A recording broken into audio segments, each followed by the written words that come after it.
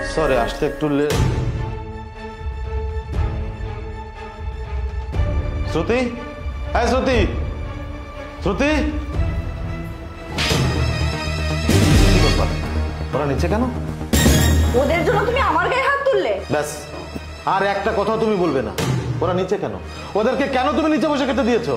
ওদের জায়গা ওইখানে, তাই ওদের ওইখানে খেতে দিয়েছি। আরে ওরা তো কামলা চামলা মানুষ, ওদের যদি চেয়ার টেবিলে খেতে দিই তাহলে কি আমাদের স্ট্যাটাস থাকবে?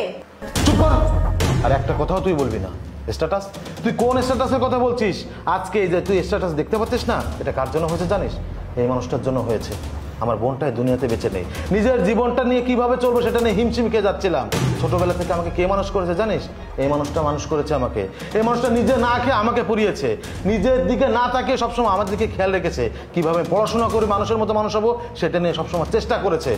এই কামলাটা আজকে এই যে আমার এত পজিশন দেখতে পাচ্ছিস না, এই সব কিছু হয়েছে এই মানুষটার জন্য। এই যে তুই আমাকে বিয়ে করেছিস, তোর বাবা কি দেখে আমার সাথে তোকে বিয়ে দিয়েছে?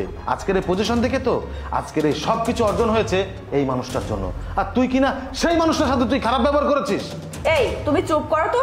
তোমার বোন সে কবে মরে গিয়েছে, আর তার হাজবেন্ড আর তার মেয়েকে নিয়ে এত আদিক্ষিত আমার ভালো লাগে না।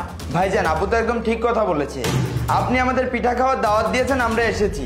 এখানে এসে যদি এসব গরিব চাষা ছোট লোকদের সাথে এক টেবিলে বসে খাবার খাই তাহলে কি আমাদের স্ট্যাটাস থাকবে? আর এসব কথা যদি আমার ফ্রেন্ড সার্কেলে জানতে পারে তাহলে কি সেখানে আমাদের মান সম্মান থাকবে? এই চামচার বাচ্চা চামচা, এত যে বড় বড় কথা বলছিস, আমার বাড়িতে বেড়াতে এসেছিস, সম্মান দিচ্ছিস, সম্মানটা নিতে শেখ। আর একটা ফালতু কথা বললে এখানে একদম জ্যান্ত পুঁতে ফেলবো।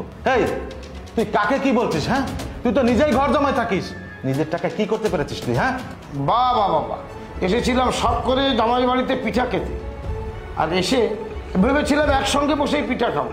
কিন্তু এই আজকের এই ঘটনা না ঘটলে বুঝতেই পারতাম না আমার মেয়ে কেমন আর ছেলেই বা কেমন। শ্রুতি, কি বললি তুই? কামলা? আরে কামলার জন্যই কিন্তু কামরুল আজ বড় হতে পেরেছে, প্রতিষ্ঠিত হতে পেরেছে। কামরুলের বোনটা আজ আর বেঁচে নেই। আর ওর দুলাভাই কামরুলকে সন্তান মনে করে তার ভিতরেই সন্তানকে খুঁজে পায়। আর তুই কিনা তাদেরকেও খেতে দিলি ফ্লোরে বসে পোড়া পিঠা। ছি ছি ছি ছি, আমি একজন হাজি, আর সেই হাজির ঘরে জন্ম নিয়েছে তোর মতো একজন কুলাঙ্গার।